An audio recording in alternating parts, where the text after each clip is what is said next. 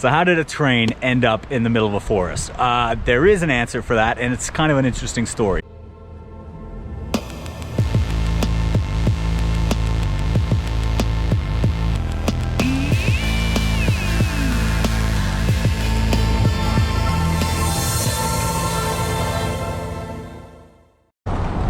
Hey guys, so we're here in a place called Function Junction, which is just outside of Whistler.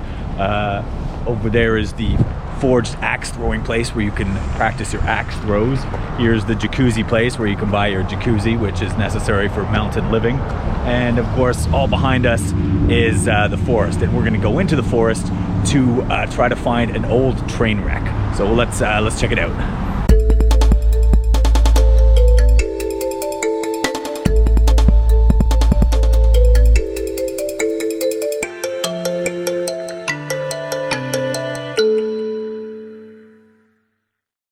I've been hiking for about half an hour now. Haven't seen a single other person. It's really beautiful here. I hope you can hear me above the rushing water. Let's keep going and see if we can find that train wreck.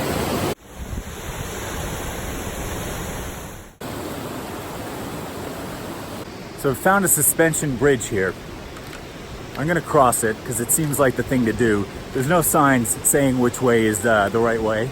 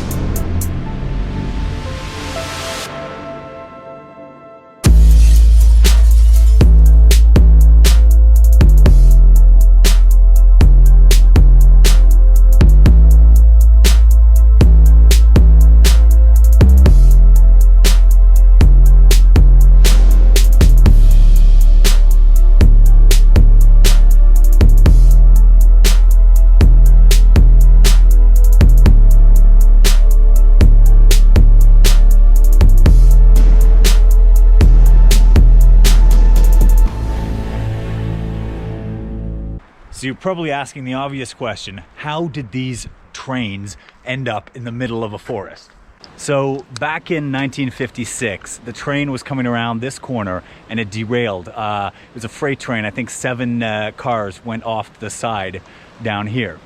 And what they did is they just found a company that had some logging equipment like bulldozers and stuff, and they just rolled the train cars off into the forest there, and the trees then grew up around them over the past 60 years. You can imagine that this must have been a popular destination for local teenagers and things like that, especially back when it was harder to get to, when you had to actually trespass to get here.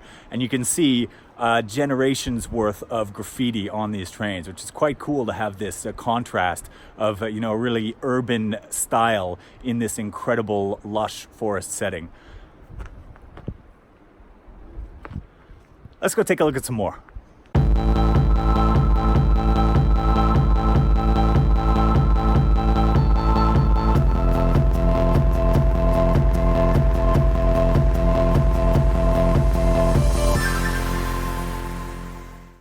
You can see behind me the smashed up boxcar.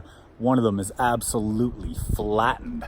I don't know if that was the initial impact or if that was the rolling them down the hill with the logging equipment, but they're definitely squashed up pretty good. So I'm actually inside one of the cars right now, and you can see that someone has done a beautiful portrait in tribute to the mountains right behind me there. I think it's kind of cool to find something like that in such an unexpected place. So you can see there's even some graffiti on the rocks behind us. Doesn't feel like vandalism at all, though. It really seems to suit this particular area and just be a little pocket of urban art in the forest. Pretty cool, really.